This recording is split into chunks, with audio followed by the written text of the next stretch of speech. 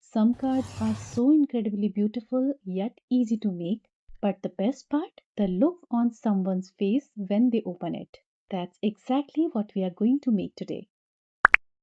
I got the inspiration of this card from Anaya. Her page name is Scrap Homework. So thank you, Anaya, for this wonderful inspiration.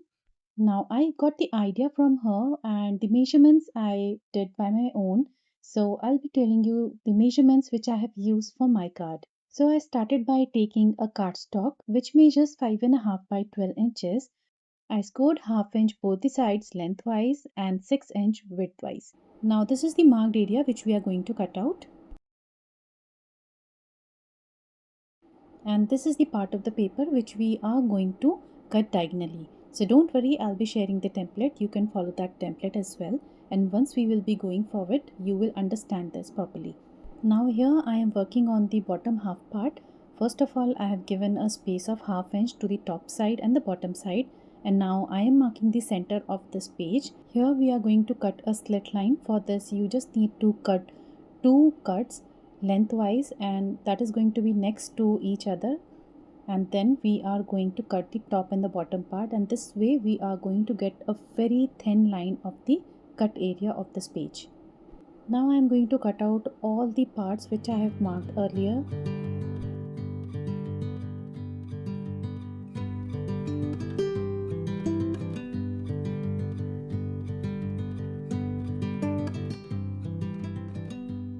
And here is the basic structure of the card we got. Now this is the first piece. For the second piece we are going to take a cardstock which measures 4 1/4 of an inch by 10.5 inch. Let's score it at 4 1/4 of an inch. This way you are going to get two parts of it. One will be the bigger part and the second will be the smaller part. Here I have already cut out the pattern paper according to the size of this flap. You can decorate this as per your requirement.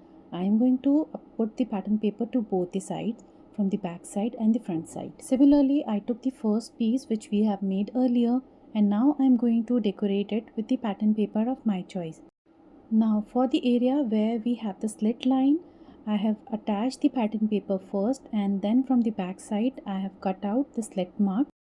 For my this card front area, I was liking this tag design a lot, but somehow the top part, the top curly part of this tag was making it difficult to open and close the slider.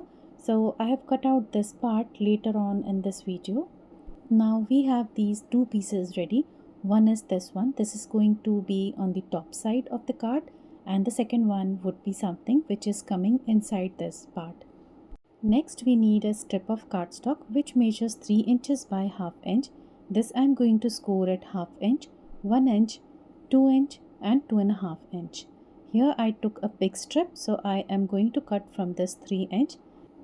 Next we are going to fold all these scored lines. So I'll be showing you that how you need to fold it. You can just have a closer look to it.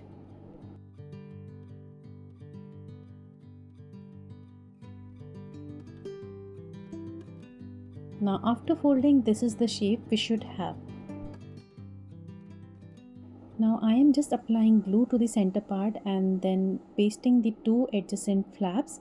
Well, this is the optional step, but if you follow this, this is going to make this tiny piece little sturdy.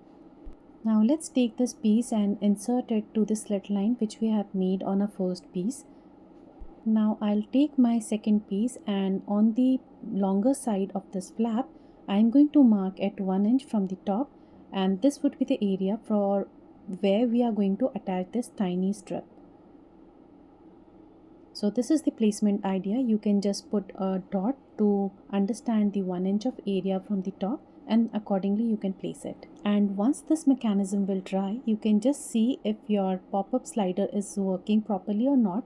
And once you are satisfied with this, you can do the final closure of this card by applying the glue to this two tiny flaps of half inch and then closing it. Now here I am putting these clips because I am using craft color cardstock and it takes some time to dry. Now earlier in this video I told you that the slider opening and closing would be difficult because of this card design. So I'll be cutting out this extra part and I'll be keeping this as per the size of my cardstock which we have taken. Now let's check once again if everything is working well or not. So see, this is how it is sliding inside very well. Well, I cut the design of this tag, and later on I found that I could have flapped this to the other side as well. So this was also one possibility, but I think I missed it. Anyways, let's focus on the decoration part now. For this, I have done the fuzzy cutout of these elements from the pattern paper. So first of all, I am going to take this lady fuzzy cutout, and this I am going to apply on this tiny piece, which is the movable part of this card. Now we'll just check if it is moving along with the slider or not. So it is working well. Now after placing this lady on the top part, which is going to be her actual position, I am going to paste all my other elements and the flowers. Now if you observe, I am using double-sided foam tape to attach the flowers to the side on this lady design, because I want that when we are sliding this lady element, it should go inside this flower design. For this, I need to give some dimension to the flowers. So according to that, we are going to use double-sided foam tape to keep the dimension.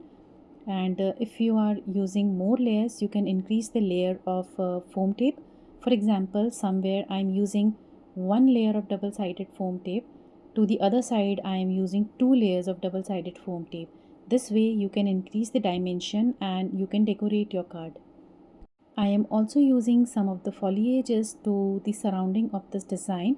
Also, this is the foliage design which is from Heartfelt Creation, and this I have stamped on a vellum sheet with a white color embossing powder. Then I cut it out, and then I am using it randomly to decorate my card.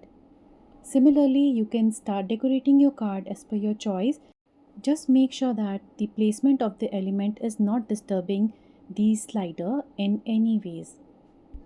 So here every time when I'm placing my element, I am just keep on checking if my slider is working well and if the elements are not disturbing each other, and this way you can decorate your card.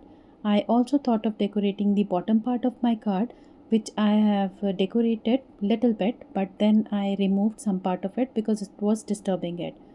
Now after placing all these fussy cutout, I have started arranging some 3D flowers along with some laces and of course some beautiful filler flowers.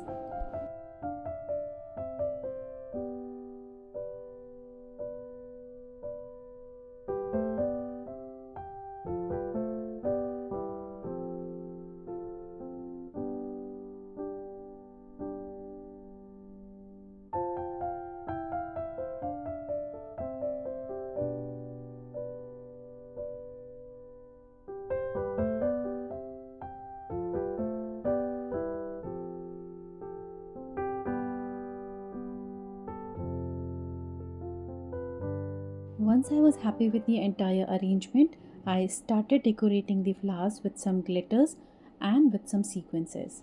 Now, as you observe, the flower design below this lady element is disturbing the opening and closing of the flap. So I am going to turn this smaller part of the flap to the opposite side and then you can insert it.